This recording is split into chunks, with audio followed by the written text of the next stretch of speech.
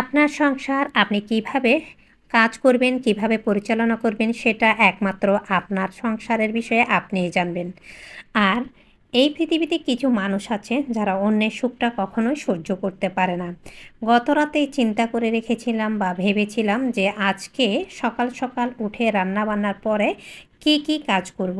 আসসালামু আলাইকুম, welcome back to my another video. আরও একটি নিউ অ্যানাদার ব্লগ ভিডিও নিয়ে আপনাদের মাঝে হাজির হয়ে গেলাম। অনেকে ফার্নিচার কিন্তু পরিষ্কার করে দেখি নারিকেল তেল অথবা সরিষার তেলের সাথে ময়দা গুলিয়ে একটা শক্ত ডো করে তারপর এই যে ফার্নিচারের ভেতরে ফুল দেখতে পাচ্ছেন, আমি একটি সুতির কাপড় দিয়ে পরিষ্কার করছিলাম। এর ভেতরে ভাবে ঠেসে দেয়, সেখান থেকে যে সাদা অংশটা আছে সেটা হালকাভাবে আসলে উঠে আসে না, ওই জায়গায় সেই তেলটাই আসলে লেগে যায়। ফার্নিচারের ক্ষেত্রে আপনার কিন্তু একমাত্র কেরোসিন আর এই ধরনের ফার্নিচারের কিছু এক্সট্রা আলাদা তেল বা এই ধরনের কিছু রয়েছে, আসলে যেটার নাম আমি পরিপূর্ণ বা ভালোভাবে জানি না। তো সেই ধরনেরগুলি আসলে ব্যবহার করা উচিত জেনে শুনে। অনেকে সরিষার তেল, নারকেল তেল, হাবিজাবি তেলের সাথে অনেক কিছু মিক্স করে কিন্তু ফার্নিচার তৈরি করে, মানে ফার্নিচার পরিষ্কার করে। সেক্ষেত্রে সাময়িকভাবে সে তেলটা ফার্নিচারের মধ্যে লেগে চকচকে করে, কিন্তু পরবর্তী সময়ে কয়েকদিন পরে দেখা যায় ফার্নিচারের মাঝে অতিরিক্ত ধুলাবালি পড়ে সেই তেলের মাঝে এক্সট্রা অতিরিক্ত ধুলা কিন্তু আরও এঁটে যায়, আরও কিন্তু দেখা যায় বেশি ময়লা জমে যায়। আমি কিন্তু সেটা কখনোই করি না। আমি ফার্নিচারের মাঝে বড় জোর কেরোসিন অথবা আরেকটা এই ধরনের কিছু আছে যেটার নাম আমার ইনস্ট্যান্ট এখন মনে আসছে না, এই ধরনের কিছু একটা দিয়ে আমি ফার্নিচার পরিষ্কার করি, অন্যথায় সরাসরি এইভাবে আমি পরিষ্কার করি। গতরাতে আমি চিন্তা করেছিলাম যে আজকে কি করব, সেজন্যে আমি বাসার সমস্ত ফার্নিচার ডিপ ক্লিন করব। আর সামনে ড্রয়িং রুমে আমি মূলত ওই জায়গায় যে ফার্নিচার ছিল মানে সোফা সব কিছু ক্লিন করেছি। ওইখানে কিন্তু আমি ভিডিও বা ক্যামেরাটা আর অন করিনি, তাই বেডরুমে সরাসরি চলে আসলাম। আর বেডরুমেই মূলত ফার্নিচার বেশি, যেমন রয়েছে আপনার আলনা, খাট, ওয়ার্ড্রোব থেকে শুরু করে সব কিছু।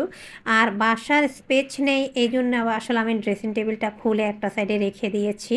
তো পরবর্তী প্রয়োজন অনুসারে যদি খুব বেশি দরকার হয় তখন খুলে নেব, এই হচ্ছে অবস্থা। তো এখানে আমি ফার্নিচার বেডরুম সম্পূর্ণ গুছিয়ে নিয়েছি। আর রান্নাবান্নাটা কিন্তু আপনাদেরকে বলেছি যে আমি আগেই করে নিয়েছি, কারণ আমি গত রাতে চিন্তা করেছিলাম যে আমি আজকে নাস্তা করার পরে খুব ভোরে ভোরে আমি রান্নাবান্নাটা অফ স্ক্রিনে সারবো, এরপরে আমি পুরা বাসাটাই ডিপ ক্লিন করবে, এটাই ছিল আসলে মূলত আমার চিন্তা। তো তার আগের দিনের 1 টুকরা 2 টুকরার মতো মাংস রান্না ছিল, আজকে শুধু মাছ রান্না করেছি, সাথে 1-2টার মতো ডিম। এই হচ্ছে অবস্থান। নারী অথবা পুরুষ যেই বলেন, পৃথিবীতে কিছু কিছু মানুষ আছে যাদের সারা জীবনটা কিন্তু হিংসা করতে করতে কেটে যায়, যারা অন্যের সুখ আশেপাশে একদমই সহ্য করতে পারে না। আবার দেখা যায় কিছু কিছু মানুষ আছে যারা অল্প পানির মাছ বেশি পানি পড়লে যে অবস্থা হয় সেই তেমনই, তাদের কিন্তু দেখা যায় মাঝে সারা জীবন অভাব অনটন অথবা টানাটানিতে কষ্টে থাকবে, কিন্তু কখনো দেখা যায় তাদের ভাতের পাতিলে দেখা যায় তরকারির সাথে সাথে মুরগির মাংস হলে তাদের কিন্তু 2টা হাতের জায়গায় 10টা ডানা গজিয়ে যায়। এই ধরনের মানুষদের আসলে পৃথিবীতে একটা সময় যে পৃথিবী থেকে চলে যেতে হবে সেটা তাদের কিন্তু একদমই মনে থাকে না। এই পৃথিবীতে আমরা সৃষ্টি শ্রেষ্ঠ জীব, আমাদের কিন্তু একদিন চলে যেতেই হবে, এটা চিরন্তন সত্য। তো অন্যের সংসার ভাঙার অভিশাপে আজ পর্যন্ত শ্বশুর বাড়ি বা বাড়ি বা বাবার বাড়িতে কোথাও আমার স্থায়ী সুখের সংসার পাতা হয়নি। আসলে অভিশাপ এমন একটি জিনিস যেটা আপনি কারো সংসার ভাঙতে চাইলে ভবিষ্যতে আপনার ওই যে কথাই বলে রাজা পাপ করলে যেমন রাজ্যকে ধরে, রাজ্যের সেই দায়ভার নিতে হয়, ঠিক তেমন আমি যা করব আমার আগামী প্রজন্ম আমার সন্তানেরা তেমনই করবে। আমি আমার সন্তানের মাধ্যমে অথবা নিজের মাধ্যমে যদি কোনো দিন কারো সংসার ভাঙার হাতিয়ার হিসাবে ব্যবহার করি বা আমি নিজে হই বা করি, আমি যদি অহংকার করি, সেটা পরপারে যেমন আমার হিসাব দিতে হবে, তেমন কিন্তু এই পৃথিবীতে আমার কিন্তু সেভাবে হিসাব দিতে হবে। খুব কাছের না হলে, খুব ক্লোজ না হলে আসলে বুঝতেই পারতাম না হিংসাটা কী জিনিস, অহংকারটা কী জিনিস।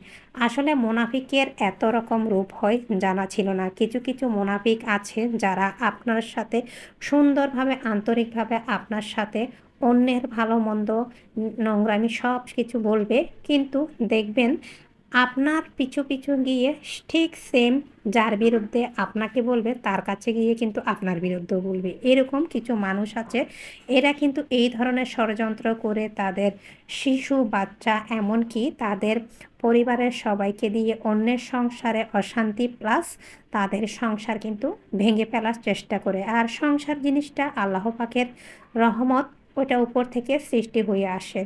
আর আমি যদি ভালো থাকি তাহলে সেটা এই ধরনের নোংরা মন মানসিকতার মানুষরা কখনোই করতে পারবে না। কথা বলতে, বলতে আমি সমস্ত কাজ সেরে নামাজটাও করে নিয়েছি।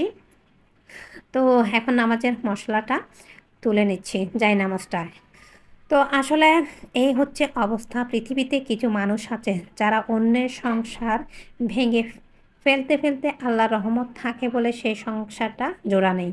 কিন্তু দেখা যায় তাদের সংসার কোনো দিনও স্থায়ীভাবে না হয় শ্বশুরবাড়িতে, না হয় বাপের বাড়িতে। তারা সারা জীবন কুকুরের মতো শুধু লেজ গুটিয়ে দৌড়াতে থাকে। তাদের কিন্তু কোনো দিনও স্থিরভাবে একটা সংসার হয় না। এটা তাদের আসলে পিতা-মাতার কৃতকর্মের ফসল তাদের সন্তানাদির বা নিজেদেরকে ভোগ করতে হয়। আমি যেটা করব সেটা আমার সন্তানাদি বা আমার মা-বাবা যেটা করবে সেটা আমার নিজের কিন্তু ভোগ করতে হবে, এটাই নিয়ম। তো আল্লাহ সবাইকে বোঝার তৌফিক দান করুক। আমি জানি না আপনাদেরকে কতটুকু বোঝাতে পেরেছি। এখানে আমি ডাল রান্না করেছি, মাছ রান্না করেছি। ডালের সাথে আমার ছেলেরা ডিম খাবে, ওরা কিন্তু মাছ তেমন একটা খাবে না, এজন্য আমি আর ওদের জন্য ২ টা ডিম করেছি। এ হচ্ছে অবস্থা। আমি আপনাদেরকে আগেই বলেছি যে আমি মোটামুটি ভোরে, ভোরে ব্রেকফাস্ট বা নাস্তা বাসায় বানানোর পরে রান্নাবান্নাটা কিন্তু ভালোভাবে আমি ভোরে, ভোরেই রান্না করেছি। এরপরে আমার ছেলেরা একজন কলেজে, একজন মাদ্রাসায়, ইমনের আব্বু বের হওয়ার পরে আমি কাপড় ছিল অপরিষ্কার সেগুলো ধুয়ে ছাদে দিয়েছি। এরপরে সম্পূর্ণ বাসাটা ডিপ ক্লিন, এমনকি জানালার পর্দাগুলো ধুয়েছি, সেটা আমি অন্য ভিডিওতে শেয়ার করেছিলাম। তো এই তো কথা বলতে, বলতে আমাদের ভিডিও প্রায় স্পেচ শেষের দিকে। তো এখানে আমি শসা আর সেই মাছের মাথা দিয়ে ভাতটা খেয়ে নিচ্ছি। জানি না আমি আপনাদেরকে কতটুকু বোঝাতে পেরেছি। যদি আমার বলাতে ভুল ত্রুটি আসে, অবশ্যই আপনারা ক্ষমা সুন্দর দৃষ্টিতে দেখবেন। আর আমার ভিডিও যদি ভালো লাগে আপনারা ফ্রেন্ডস এবং ফ্যামিলি নিয়ে শেয়ার করবেন। আজকের ভিডিও এই পর্যন্ত। সবাই ভালো থাকবেন। আসসালামু আলাইকুম।